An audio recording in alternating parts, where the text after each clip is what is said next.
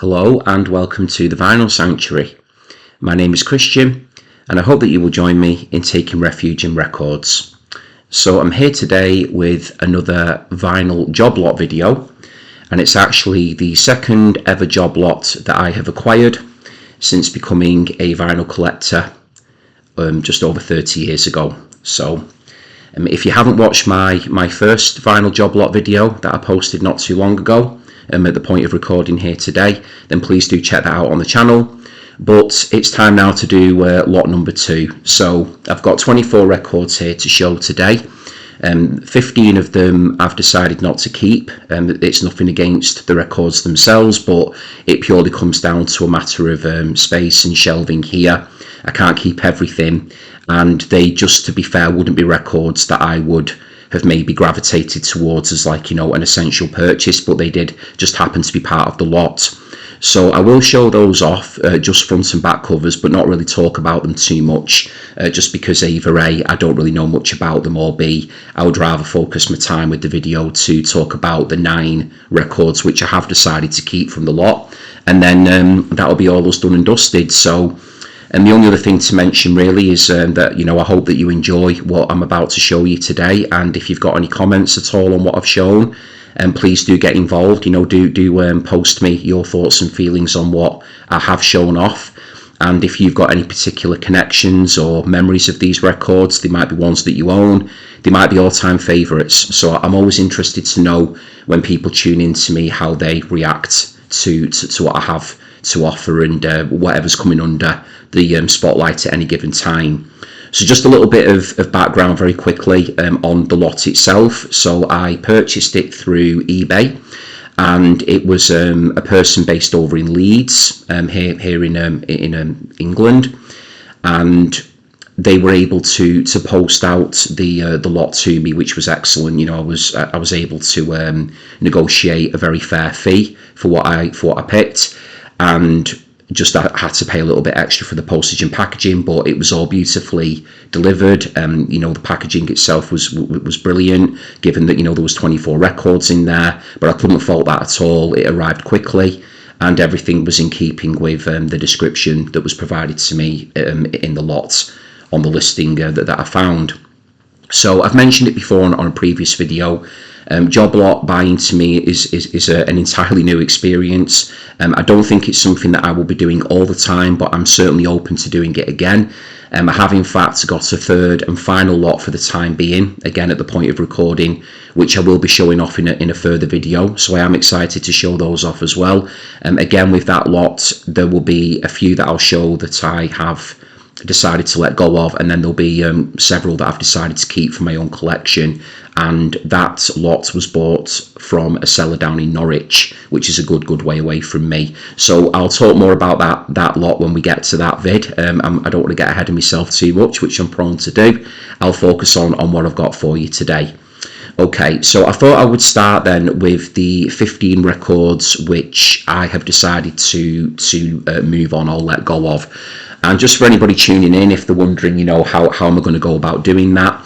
I've just thought to myself, my wife and I have had a conversation that maybe it might be quite a nice thing to do, to perhaps rent a stall out, perhaps at a local flea market or something like that, and just to let them go for a few quid. I'm not overly bothered or interested in trying to make some profit on them or anything like that. They are records which I hold, again, nothing against them personally, but they're just not ones which I would want to be acquiring for my own collection. So I just feel like I can move them on maybe for a few quid each, something like that, down at a local market day or something like that. So I'm still thinking about what I'm going to do with them, but I have made up my mind. There might be people in the comments who try to persuade me and think, don't be getting rid of that, or what are you playing at, or whatever. I will be open to people telling me if they do disagree with me choosing to let them go, but I've pretty much made up my mind now, and I am a person that usually, or more often than not, when I made up my mind about something, then it does tend to stick. I'm very happy with the ones I'm keeping, and I've made peace, and I'm happy with the ones I'm letting go. Okay, so without any further ado, then let's just show these 15 off, and then we'll get into the 9 which I've kept for the collection. Okay, so the first, I think it's 4 actually here today. Is it 4? Yeah, the first 4 are all by the same artist. So you might be thinking, has Christian got something against this artist? No, not at all. I have been a huge fan of one of this artist groups in particular that he was a part of in the 1960s. He's a guitar virtuoso, fans all over the world. Once very famously nicknamed as being God. So there you go, pretty much giving it away now for all you fans of guitar gods out there. So starting us off today with the 15 that I'm going to be getting rid of or moving on, we've got Eric Clapton here with 461 Ocean Boulevard. So this is one of the records in the lot from the cellar in Leeds. So there is a couple of songs on here that I really do love, actually. I do love Give Me Strength. That is a great song. And I've always enjoyed the version of I Shot the Sheriff on here as well. It's not an album that I've ever listened to before. And again, it's not an album that I would actively seek out. So I've decided to let that one go, along with a few others here by Eric Clapton as well. So just very quickly show it off there. Move on to the next one. Okay. So then we've got here, this is quite a front cover, this one. We've got EC Was Here, which I think is this, is it a live album? I'm not entirely sure, don't know much about it. Original in here as well, a little bit bumpy, this one. Looks like it's maybe had some water damage to it, this one. But I mean, overall, they are in really good condition. Yeah, I might be wrong about that. I'm not sure about that, whether it's a live one or not, if it's a studio album. But yeah, so there's that one there as well. Just in case, don't think I showed the inner off in that one. I think it's it's just a plain one, that. But I did show the gatefold off. So that's number 2 of the Eric Claptons there. Okay, then we've got here. Okay, another one here, Eric Clapton. There's One in Every Crowd. It's photographed there of a rather melancholy looking dog there from the looks of things. Again, not an album that I am familiar with or anything like that. Just having a look at any tracks there that ring any bells. There's Clapton there looking quite triumphant there in that picture with his arms aloft. So that's that one. And this is a record that you see, I've seen this loads of times in record shops and things, but again, for whatever reason, just never gravitated towards it. We've got here Eric Clapton with Backless, and this looks like a nice pressing here. This one, it's got a nice textured sleeve to it, with the sort of like the embossed track listing on it there. Great photograph there of Clapton as well. Just reclining there playing his guitar. Some great photographs there as well. Okay, so for all you Eric Clapton fans out there, all you diehards, I am sorry if me moving those on or choosing to move those on has caused any offence or anything.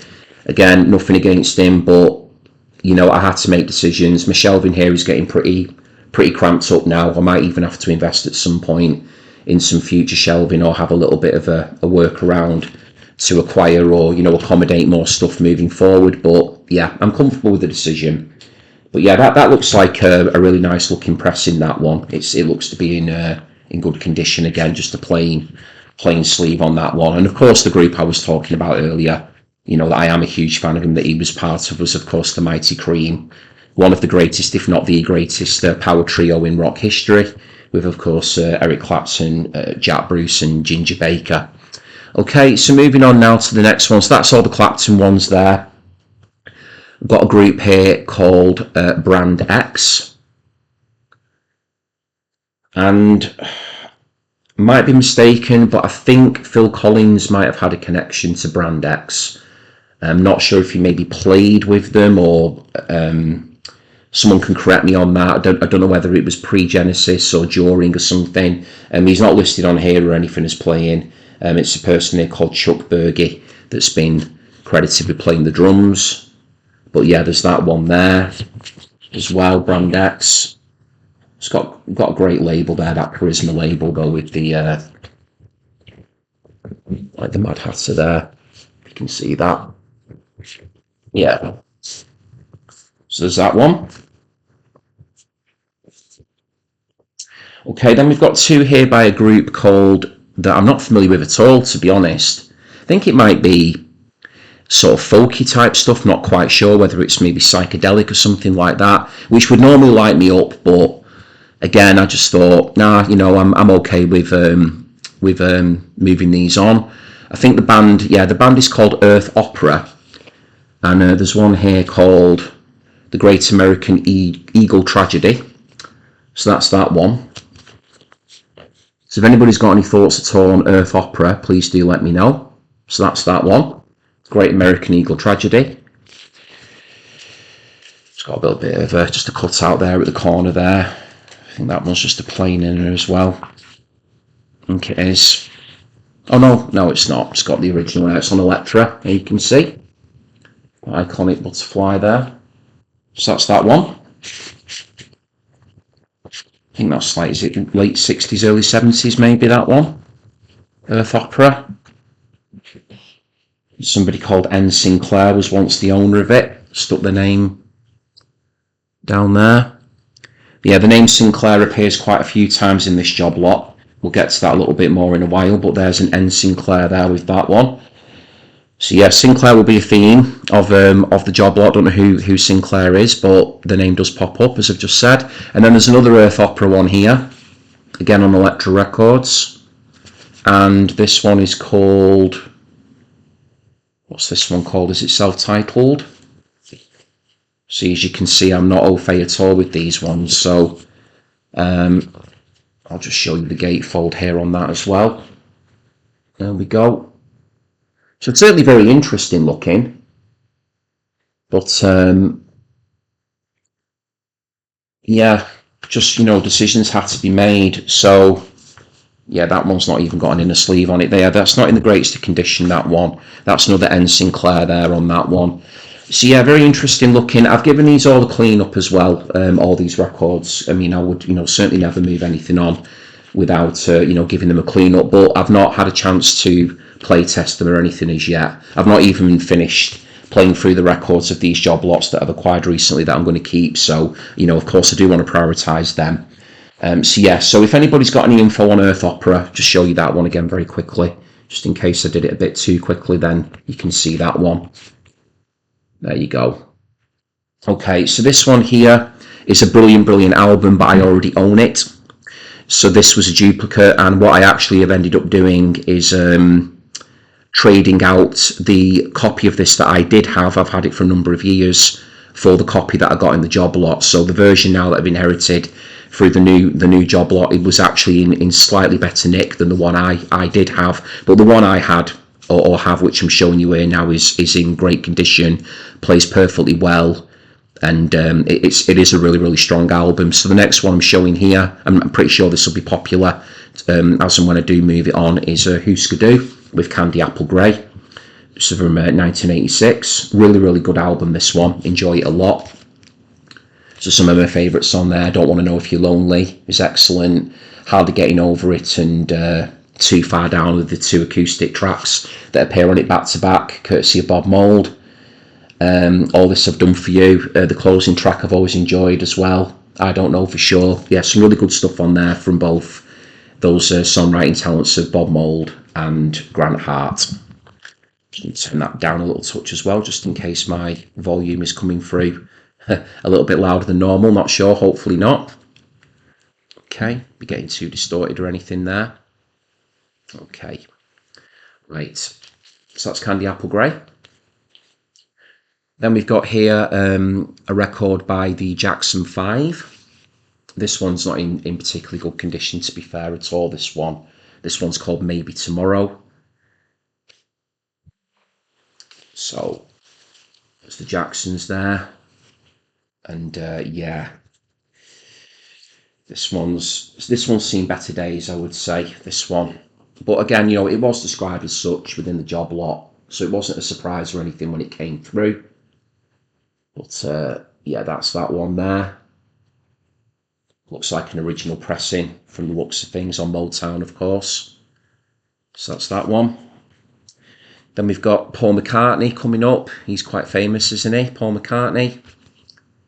There you go, with Tug of War. So yeah, another one. It's got the original there, inner. lyrics and everything there. Okay.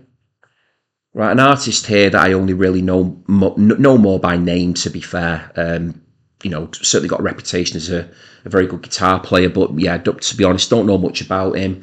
Although I think Meatloaf might be singing vocals on this album. I'm quite a fan of Meatloaf. I do think I've heard or read that somewhere before, but the record here that I'm going to show is Ted Nugent with Free for All. So there you go, striking a pose there with his guitar. I think that's a gatefold as well. Yeah, just more shots there of Ted jumping around and playing. Looks like he's having some fun there in that photo shoot. There we go. Yeah, playing in on that one as well. Okay, nearly to the end of these 15 now, and then we'll get into the ones I'm keeping. So yeah, this is an interesting one. Again, don't know anything about it really. So this is called Passport to China, and it's got a really, really distinctive like the packaging on it is pretty superb, to be honest. Chinese folk authentic, so that's say songs and dances, I think that says on the front. But the way that they've done it, they've actually made it look like a passport. So you've got just the way it's been conceptualized and executed. It's in really solid material in terms of the cardboard that's been used. Yeah, I'd imagine that must have cost a pretty penny to do it like that.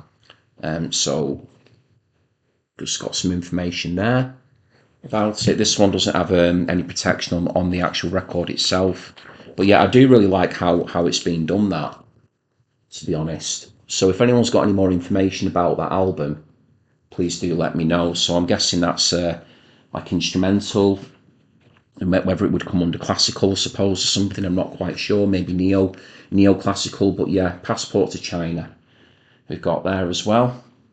Okay, then we've got a group here who I've never heard of, but looking at the information on the bottom of the record here, I think they're possibly Canadian. We've got a group here called Street Heart, and the album is called Meanwhile Back in Paris. That's a pretty cool front cover. Looks quite new wavy there, that front cover, but then if you look on the back, the group themselves almost look like, well, certainly a rock outfit by the look of it, maybe hard rock, maybe soft rock as well. It's difficult, are they hard or soft rock? Almost like have maybe a bit of a Journey sort of look to them, perhaps. So maybe it's like, sort of middle of the road type stuff, not, maybe AOR rock or whatever, but that sort of stuff. But yeah, commercial perhaps, not overly sure with that one, but that's another one there that was that belonged to N Sinclair. So that's that one, and then just got a couple left. Yeah, two left to show. We've got a various artists compilation here. Looks like it's a sampler for the Harvest label, which is an iconic label. We've got here Picnic, A Breath of Fresh Air. Now this is an interesting one. Now I did and err about keeping this one, but it's more of a space thing really. I've not had a chance to play it through or anything, but of all the ones I was looking at, I was thinking, should I maybe keep hold of it, because it's got Deep Purple on here, Barclay James Harvest, Pink Floyd, Roy Harper, The Pretty Things, Kevin Ayers is on here as well, Syd Barrett, Quatermass as well, Edgar Broughton bands. So yeah, there's some really, really interesting artists and bands on that. But I just thought that maybe if I was to put that in the pile to move on, that would attract some attention. Looks like it's an original pressing there as well. So that's that one. Picnic, Breath of Fresh Air. Yeah, it must have come out in the early 70s, mid 70s, I'm guessing that one. I think that one, yeah. And then the last one is another duplicate. So the copy that I've got in my own collection, I would say, was in better nick than this one. So this was an easy one, obviously, to move along because I don't need two copies of it.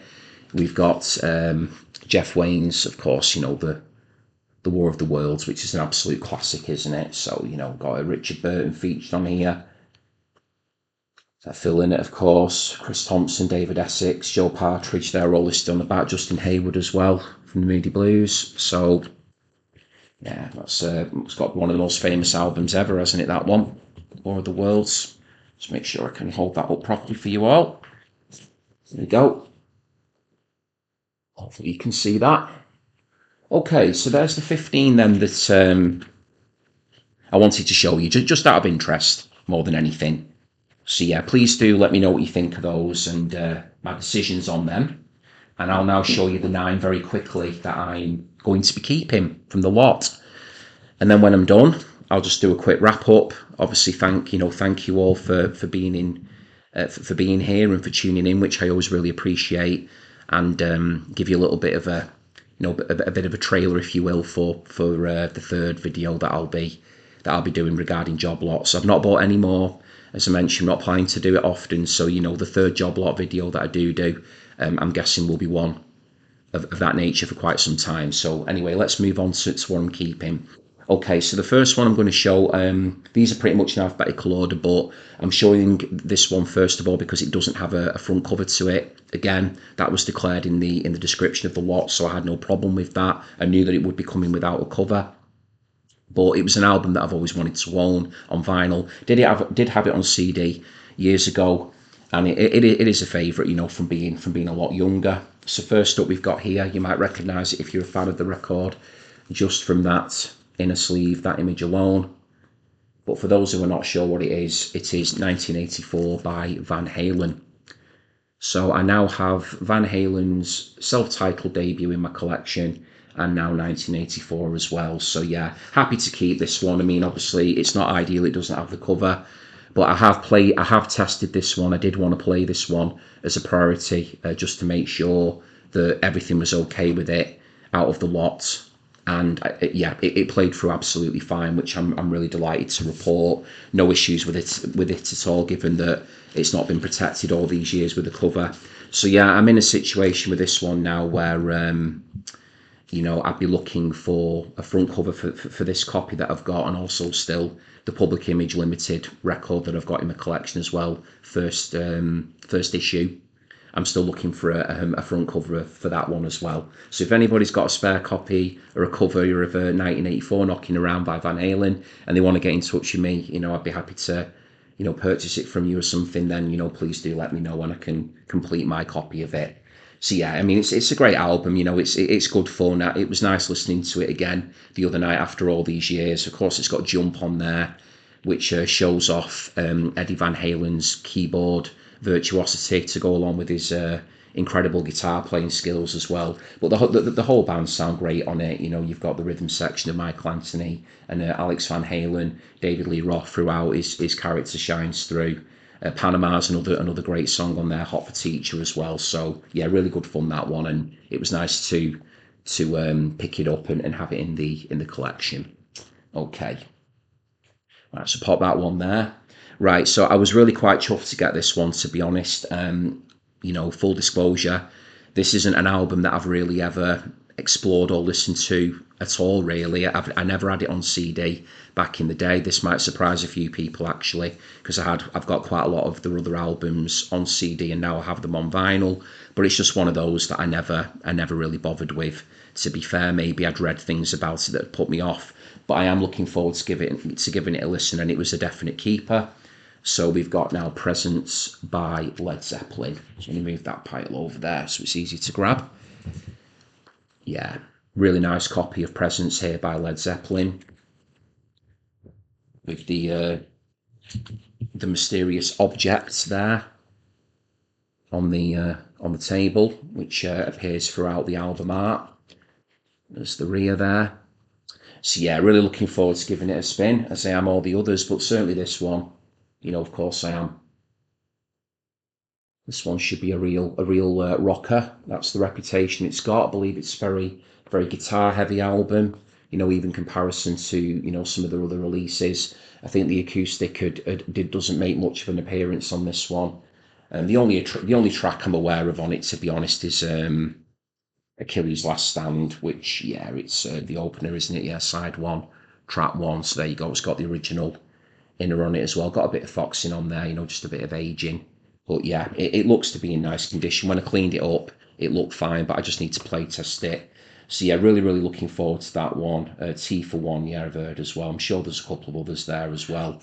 But yeah, it's certainly a Led Zeppelin album that I'm not overly familiar with. And I'm certainly much more familiar with the others, that came before it. But yeah, Presence, nice copy. Happy to have that. So that excited me, that one. So I think it's an original press. I'm not 100% sure on that, or maybe it's a slightly later one. So is that going to go in? Leave that one there for later on. Those pesky plastic sleeves at times are not always the easiest, so that's that done. Okay, so the next one here, I believe this one's actually got a reputation within the power pop world for being a really strong entry into that genre. Again, not an album I've heard before, but I know one or two tracks off it. So I was, again, really pleased that it was part of the lot. And a channel that I'm a big fan of called Capo Fetish that I would highly recommend anybody here tuning in to me to please check out. He's a chap called Tom, based over in California. He's spoken about this album before, which definitely piqued my interest, and I was consciously thinking after watching one of his videos where he'd rated it so highly that I would be on active, an active lookout for it. So the next one here we've got to show is You're Gonna Get It by Tom Petty and the Heartbreakers. So the sleeve is a little bit damaged up, but this was all reflected in the price that I paid as well. These records here didn't have to pay anything close to, like a King's Ransom or anything like that. It was a very agreeable price. I was happy with it, the seller was happy with it, and that's the most important thing. So by all accounts, these are far from in mint condition, but these were records that I wanted to acquire, and I was happy to take the plunge. Some of them coming up in a little while are in much better nick than others, although the one that I'm showing after Tom Petty is in the worst condition, but it was the album that I was most excited about getting a hold of. So that was the compromise with that one. That's a great shot there, which was used on the Greatest Hits front cover. I do have the Greatest Hits of Tom Petty and the Heartbreakers in my collection. So yeah, definitely looking forward to giving that one a spin. I've always enjoyed listening to Tom Petty when I'm in the mood for it. Just really good melodic rock and roll with that power pop edge to it as well. There, of course, is that iconic logo. So yeah, what have we got on here? Yeah, When the Time Comes, You're Gonna Get It. Too Much Ain't Enough, I Need to Know. Yeah, Listen to Her. Baby's a Rock and Roller, Restless. Yeah, so I'm looking forward to sitting down with that one and really absorbing it, and just getting acquainted with another album by Tom Petty. Okay, right. So here for me is the big one. Really, this was the one that I really wanted to get, and this one was owned by David Sinclair as opposed to N Sinclair. So yeah, so I'm just going to show it off. I have already play tested it because I was really eager to check it was okay. The vinyl has definitely seen better days. I'll be very honest. I was cleaning it up and thinking, this looks very well worn, very well played. The cover didn't strike me, with a great deal of confidence either. But again, this was all declared in the description, so I knew what I was getting in for. But I just wanted to take the plunge and give it a go. Thankfully, I've played the album through, all four sides of it, so it's a double album. It all played perfectly fine, thank goodness. There's some crackle, some surface noise as you'd expect from a record of this age. I do think it's an original pressing, which would mean that it was from 1979. And very, very happy now to have it in the collection, albeit in a slightly beaten up form. It was one that I did own on CD, but again, being completely honest, I never really gave it the time of day. I think that at the time that I bought it, it probably felt more like a CD that I bought on an impulse, and maybe more for the fact that it felt like an album that I should own rather than actually spending any time with it and listening to it. I'm not sure if that would make sense to people, but I don't know whether or not any of you out there have ever just maybe bought an album based upon its reputation, or you've read about it in a magazine or something, bought it, had every intention of playing it and giving it a go, but then for whatever reason just being completely sidetracked or getting into something different. This definitely happened with that record, because I'm certain I had it on CD at some point. I don't remember it being there when I sold off my entire CD lot in one go. I might have gotten rid of it to a friend perhaps a little earlier than that, but I do remember owning it, but just never gave it the time of day. So going into this, really, bar from a couple of super famous tracks that, you know, anyone pretty much would know, or most people would know, it was a new listen. So I was very pleased. But without any further ado, let's not keep you all in suspense too much longer. I have got a rather beaten up, battered copy of The Wall by Pink Floyd. And as you can see there, we've got David Sinclair graffitiing the wall with his name. And then on the back, we've got some rips and wears and tears. But, you know, what's a wall without a few cracks and some graffiti on it, eh? That's what I'll say. So that's the way I'm compromising it in my mind. So my wall isn't a clean, shiny wall. It's a bit of a beaten up wall. So I'm okay with that for now. You know, even if it just proves to be a copy just to have temporarily, you know, if I'm lucky to get another copy of it at some point, then great. But it was just a nice opportunity to finally have a version of it on vinyl that I could listen to, that I could enjoy, and I most certainly did enjoy it. So yeah, there's the writing there inside is very much intentional. See if I can get it all in. Struggling a little bit today. There we go. Might be a good way to do it. And the all the original inners are here as well. So, you know, with the lyrics and everything there. David Sinclair, he's written his name on it quite a few times. He's written it on the inside. He's written it on the labels of the records as well. So clearly, what, you know, wanted to make it very clear that it belonged to him. There's some tape there as well on the side of that. So yeah, this is a wall in keeping with the town that I grew up in. To be honest, yeah. So it's got some character to it. Let's just say that. So yeah, the album itself. I mean, I thoroughly enjoyed listening to it. It's pretty. I suppose it's pretty out there, isn't it? That it's taken me this long to really get around to properly discovering it and listening to it and absorbing it. I certainly enjoyed the first three sides the most. I mean, I enjoyed the whole album, but I was really vibing with the first three sides of it. I mean, obviously, Another Brick in the Wall, you know, parts 1 and 2, fantastic. Really enjoyed In the Flesh. Comfortably Numb just continues to be just an absolute, for me, it's just a wonderful piece of songwriting. Thoroughly enjoyed listening to Comfortably Numb. So, oh yeah, Nobody Home as well. Was it Nobody Home, that one? Still getting used to the track names and stuff on here as well. And I suppose it's nice for me that I'm finally, you know, getting to grips, or, you know, beginning to discover an album, you know, that is so iconic. And I know that it's got its fans, and I know that there's people who, you know, for many people, it might be their all-time favourite album, their all-time favourite Pink Floyd album. But you see, the beauty of music is that, you know, these things are waiting for some of us, just to find them when the time feels right. And for me personally now, getting into some Pink Floyd on a deeper level just feels like the right time for me. So I don't feel ashamed of it or anything, I suppose, but it's just that sometimes we music fans get round to, I suppose, what would be regarded as staple albums a little later than others. I mean, I'm sure there's things that I've heard that are considered staples that maybe some other people have yet to explore and discover. And that's the great thing about, you know, discussing music and having a channel like this where we can share our own experiences. This for me now is me, you know, my entry point now with this album. I've got all the Pink Floyd albums, which I thoroughly enjoy. You know, Love Pipe at the Gates of Dawn, Wish You Were Here, Dark Side of the Moon, of course. But I've now got this one as well. So yeah, my first playthrough was so enjoyable, and it's just really nice now to have my own copy of The Wall. So that's that one there. Okay.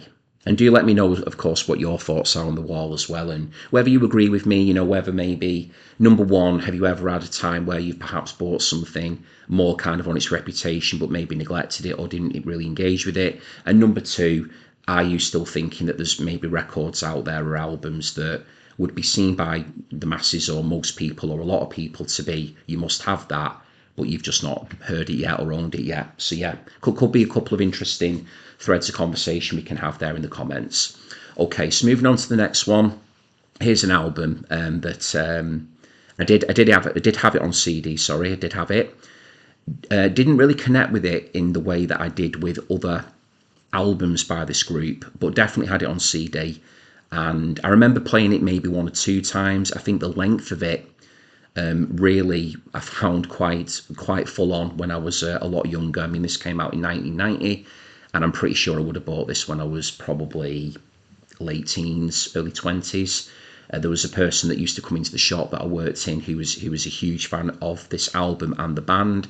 And I just remember thinking that there was, songs in isolation that I enjoyed on it, but with this album, there were so many others around it by the same artist, the band, that I would go to ahead of it. So I'm really looking forward to going back to this one after such a long, long time. And that record is Jordan the Comeback by Prefab Sprout. So the other records I'm talking about by this group that I would go back to in heartbeat is certainly Steve McQueen, also known as Two Wheels Good over in the US. That is one of my favourite albums of all time. Wonderful, wonderful record. Came out in 1985. I've played Steve McQueen so many times over the years. From Langley Park to Memphis as well is a great album with, Cars and Girls on it, King of Rock and Roll. I've got Swoon as well in my collection, which is a great album, very, very quirky. So yeah, this one here, Jordan the Comeback, I'm just looking forward to playing it. I mean, Carnival 2000 is a superb song. That one always stuck in my head from back in the day. Wild Horses is great as well. Which other ones do I remember on here? One of the Broken rings a bell as well. Oh, All the World Loves Lovers. That's superb. So yeah, there's a few there that are already sticking out to me as being ones that I remember, because I did also have the I think it was called Life of Surprises. It was like a greatest hits, like a best of Prefab Sprout. I did have that on CD, and I think a couple of the songs on here, a few of them were on that CD. And that was a really good compilation that had a reenactment of the members doing the Steve McQueen motorcycle pose on the front, but they were all obviously a bit older. So yeah, that was a really good compilation that I had. So this one is one I'm definitely looking forward to giving a spin, and this is one of the best condition wise that was in the lot. The cover looks great, nice and strong. The inner's in great nick as well, and the record itself, nice big heavy pressing. So looking forward to putting that one on, and that does look to be an original as well. That's on Kitchenware Records, that one. Okay, so how many have we got left to go through here? So we've got 4 left. So again, thank you for being with me at this stage. If you've made it this far, really appreciate it, and I hope you've enjoyed what I've showed. Okay, so it is another group that I've liked for a long, long time. I've got 3 of their albums, or had 3 of their albums prior to getting this one in, number 4. So I'm slowly building up my collection of this group, but yeah, I've liked them for a long, long time. Not heard this album yet either, but we've got Mirror Moves here by the Psychedelic Furs. Richard Butler there on the front cover. It's a great photograph. This one's got a little bit of ring wear there on the back, just a little bit of just some markings there on that one. But the inner, again, the record itself looked great. So yeah, Mirror Moves. So yeah, this now goes alongside my self-titled debut copy that I've got, Talk, Talk, Talk, Forever Now as well. So yeah, starting to build up some Psychedelic Furs stuff. So what's on here? Oh, of course, Heaven. What a song, Heaven is. Great song, that one. What else to recognise on here? My Time rings a bell as well. The Ghost in You, definitely heard that one. So yeah, that should be a good listen. So, that's your sort of your typical new wavy, alternative, guitar-led, with some obviously keyboard work in there as well. Just a really melodic band, the Psychedelic Furs. Always been a big fan of his voice as well. So, almost like a bit of a sort of a Bowie-esque, Brian Ferry sort of influence voice, I've always thought. And just great tunes. So for me, when I saw that one in the lot, that was very appealing. So yeah, Mirror Moves by the Psychedelic Furs. I don't think this one was produced by Todd Rundgren. I don't think. I know that Forever Now was though. So yeah, I don't think it was. Yeah, Richard Butler there. Yeah, John Ashton guitar, bass Tim Butler, drums and percussion. Of course, yeah, it's got saxophone. Everything's got all kinds on here, hasn't it? Yeah, I reckon that's going to sound really good, that one. yeah, looking forward to giving that a spin. Again, same with all these records throughout. Anyone got any comments on any of these or on the batch as a whole, then please get in touch. Okay, so along with the wall, this one and one other that I'm showing right at the end. So there were three that I was really excited about. So the wall, most excited about, then this one, and then the one at the very end. So this is a record here that takes me right back to high school. And when I was listening to a little bit more, should we say, sort of metal and like alternative metal, sort of maybe still discovering and getting a handle on what I was really into musically. I'd kind of had my dance ravey techno sort of phases like a kid growing up, with my favourite groups being the likes of Two Unlimited and, well, the KLF were my favourite group growing up. And then when I was in high school, I just felt it was really cool to be listening to this particular record. So this came out in 1992. So I wasn't listening to this when I was 10 when it came out. It would have been out for a few years by the time I got round to it. But it just made me smile when I saw it in the lot. And yeah, I just thought it'd be nice to have a copy of it on vinyl. So this is like funk, rap, metal sort of hybrid. Very, very famous album. Got a huge reputation. Band coming out of Los Angeles. We've got the self-titled debut by Rage Against the Machine. So yeah, I've not listened to this record in years. I mean, I had it on CD. Yeah, I did really used to enjoy listening to this back in the day. I'm sure my mum and dad weren't too chuffed about some of the lyrics in it. Certainly Killing in the Name and things like that when I was playing it, at full volume. But I did listen to it a lot. Bomb Track, the opener with that great bass opener by bass riff by Timmy C. Take the Power Back, of course, is on here. Bullet in the Head, Know Your Enemy. Yeah, Wake Up as well. Yeah, I do really like every track on this one. So this is a repress. It's not an original from '92, but it's a very, very nice repressing of it. Feels quite light, the vinyl as well. Quite a lightweight pressing of it. But again, I've cleaned it up.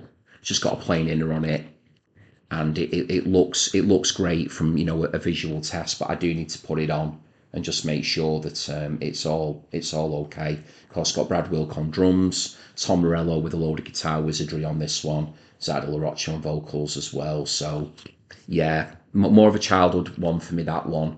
And it'll be fun just to put that back on, and be interesting to see how well it's aged as well. Because as I said, I've not listened to it in a long, long time, and I did see the band once. I saw them in 2000.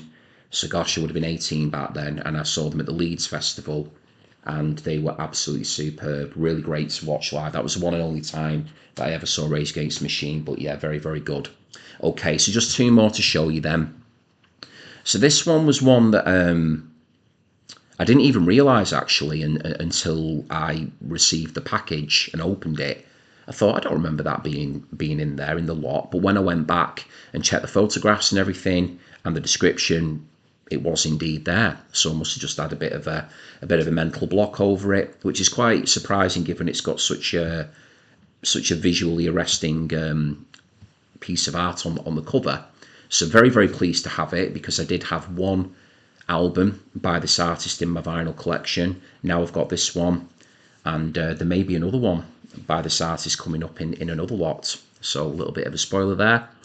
So we've now got my penultimate record here. Penultimate record here from the lot. We have got Santana 3, which is what I believe this one is known as. So the first the first album by Santana was just called Santana. Then there was Abraxas, I think, was the second record, which was the other album that I did have. And then we've got this one here, Santana 3. So yeah, great front cover. Really, really striking, that one. My favourite word. Okay. Nice gatefold there. See if we can get all that in. Do it justice for you. Very, very cosmic. It looks how it sounds. I mean, I haven't listened to my vinyl copy of it yet, but I have listened to it via streaming, this one, because I just wanted to kind of familiarise myself with it again before I put the CD version on, because this is one that I've listened to quite a lot, at night time and things when I've just wanted to kind of chill out and nod off a little. Like sometimes I've like nodded off to sleep to it, like in a good way. I find it quite calming. It's just got a lovely vibe to it, with its Latin rhythms, and of course it's got the incredible guitar playing of Carlos Santana on here as well. And have I remembered that correctly? I'm just going to double check before I say it. Yeah, I think is it Neil Sean, guitarist. I think he was only a teenager when he was in the group here at this point. He went on to be in Journey is on here as well. So that's just a little bit of trivia there. But yeah, there's a great shot there of the band as well inside, as you can see.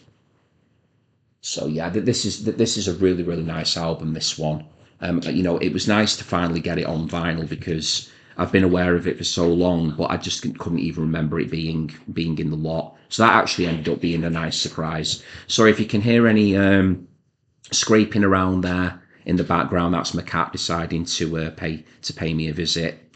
He's just come wandering into the room here now, Raymond. So yeah, he's he's heading off now. Hi, Raymond. It's okay, I'll be with you in a minute. Okay, so No One to Depend On's on here, which is a very famous track off the album. Everything's Coming Our Way is a favourite on here as well. Jungle Strut's really good. Yeah, Everybody's Everything. Some really nice songs on that one. So if you're just looking for some really cool, early 70s, guitar rock with a really beautiful sense of rhythm and melody, great dynamics to it, just a beautiful tone, of course, from Santana's guitar playing, then please do give this record a go. So yeah, Santana 3. I think it's also got an alternate title as well where it's in relation to this artwork, but I can't remember off the top of my head what it is, so I'm not going to attempt to say something that I don't remember. So there you go. So yeah, Santana 3. Definitely one I'm sure I'll be playing at night time, that one. And I can just, chill out to it and have a just have a really zone out and have a vibe to that one. Really good stuff. Okay, so the last one then in the collection to show you for the lot here, for lot number 2 from the cellar in Leeds, is an EP, and yeah, really excited to get it. Love this group. So this one belonged to N, which it says Niall, so I'm guessing that there was Niall Sinclair and David Sinclair. And yeah, love this group so much. This is a really nice copy of it as well. So along with Pink Floyd and Rage Against the Machine, my eyes did light up when I saw it. It is The Sound with Shock of Daylight. Really nice copy, this one, on the Static label. So this now proudly goes alongside my other Sound, I was going to say albums. Well, yeah, they are albums. This is an EP. So I've got Jeopardy, which is an original pressing. I've got a lovely reissue of From the Lion's Mouth. And then I've also got In the Hot House. It's a live album by The Sound, which is absolutely brilliant. But yeah, lovely to have this EP. Not played it yet. Adrian Borland, amazing talent here on vocals, guitar and keyboard. Great songwriter. Michael Dudley, drums and percussion. Colvin Mayers on keyboard and guitar. And Graham Bailey on the bass as well. So this is like really cool post-punk. The Sound are just an iconic group in that genre of music. Hugely influential, massively respected by their peers. Groups like the Chameleons, for instance, who I love to bits, have regularly paid tribute to The Sound and to the amazing talents of Adrian Borland. So yeah, really looking forward to playing that one. I think it's probably only about half an hour long or so, that one. And I think of everything I've shown. I mean, I've already played The Wall. I've already tested Van Halen. I think this will be the next one to go on, just to check it out and make sure that it's all playing through. Winter I've definitely heard before. Winter on side 2, great song. Golden Soldiers as well. But I'm not sure if I remember the other ones quite as well. Longest Days, Counting the Days, and then we've got their New Way of Life and inverted commas, Dreams Then Plans. So yeah, actually his New Way of Life in reference to the Winter track, I'm not sure, but yeah, I mean, for me, again, that'll pretty much just be going into it. I'm just going to treat it like it's the first time, because it virtually is, really, bar 1 or 2 tracks. And that came out in 1984, that one, that EP. So that's a nice one to add to my EP collection as well. I don't have the biggest EP collection in the world, but the ones I've got have been carefully selected, and that one for me is a really strong addition to that particular side of my collection. Okay, so there we go. So that's My second vinyl job lot, discussed, examined, appraised, for your enjoyment, hopefully. So I do hope that you enjoyed what I've shown today.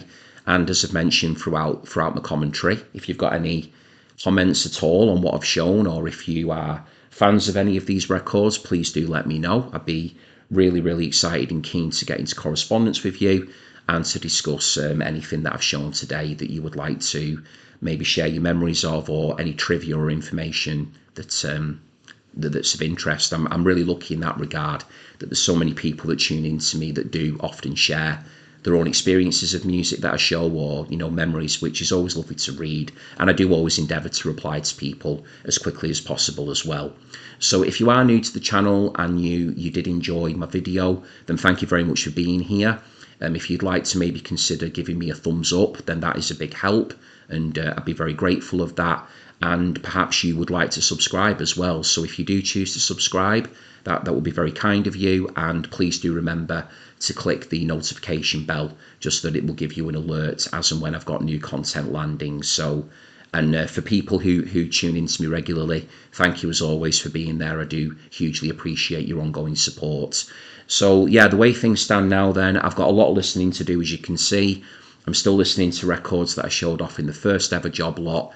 I've got the third job lot as well, which I need to record my video for. That will be the next video that will be landing here on the channel. And then after that, I've got a couple of ideas that are bubbling at the moment in my brain, and I've had some brilliant suggestions from viewers as well. So everything's kind of ticking over in the background in that regard, but I'm going to do things in sequence for now and get that third video of my latest lot recorded and uploaded. So again, that was somebody from down in Norwich, so that'll be good fun to do that one as well. So until I'm ready, hopefully it won't be too long until I'm back. Take care, everybody. Thanks again for tuning in, and bye for now.